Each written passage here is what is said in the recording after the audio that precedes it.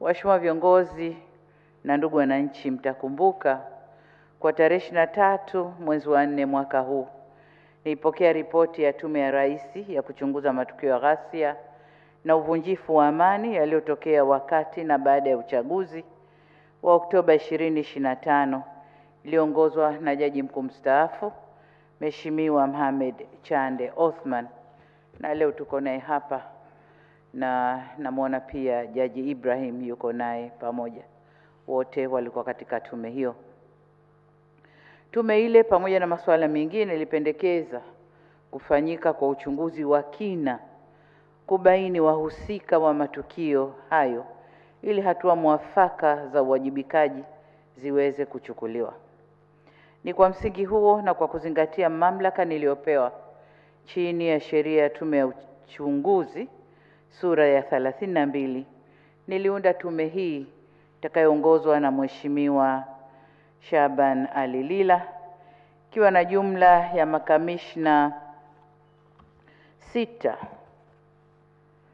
ambao wawili kama ilivyotambulishwa wametoka, mmoja Uganda, Jaji Barishaki Shebrion, na mwingine ametoka Namibia, Justice Petros Namasebo. Tumeamua kuwashirikisha wenzetu ili kupata muono mpana, na kwamba tume hii inakwenda kuingia kwa undani zaidi kutafuta nani hasa waliochochea, waliohusika, waliotoa fedha ili mambo yale yatokee ndani ya nchi yetu. Sasa tumeona tushirikishe wenzetu, mmoja kutoka Afrika Mashariki na mwingine kutoka nchi za SADC, na ndio hawa wawili, na nawashukuru sana marais, mzee wetu mzee Museveni wa Uganda, lakini pia dada yangu Nandi Ndaitwah wa Jamhuri ya Namibia kwa kukubali kuleta majaji hawa kuja kusaidiana na majaji wa Tanzania. Tunashukuru sana. Kipekee nawashukuru sana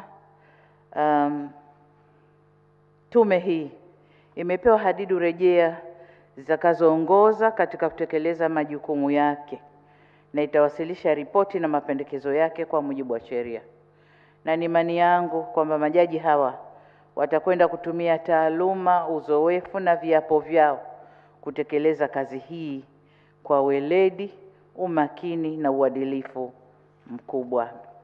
Natambua uzito wa jukumu hili, lakini kwa kuanzia tume imepewa muda wa miezi 5 kutekeleza majukumu yake na kuwasilisha ripoti rasmi.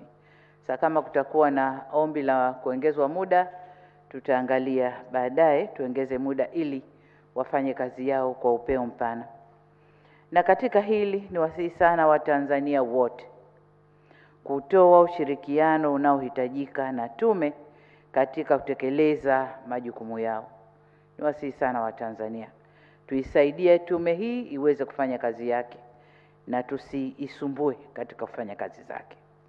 Waheshimiwa viongozi na ndugu wananchi, mwisho ni washukuru tena mwenyekiti na makamishna wa tume kwa kukubali jukumu hili kubwa na zito. Najua ni jukumu kubwa na zito, na wenyewe wamelikubali kulibeba, na watakia utekelezaji mwema wa majukumu tuliowapa. Na baada ya kusema hayo, sasa nitamke rasmi kwamba Tume ya Rais ya uchunguzi wa wahusika wa ghasia na ukiukwaji wa sheria katika matukio ya ghasia wakati na baada ya uchaguzi mkuu wa Oktoba 2025 sasa imezinduliwa rasmi.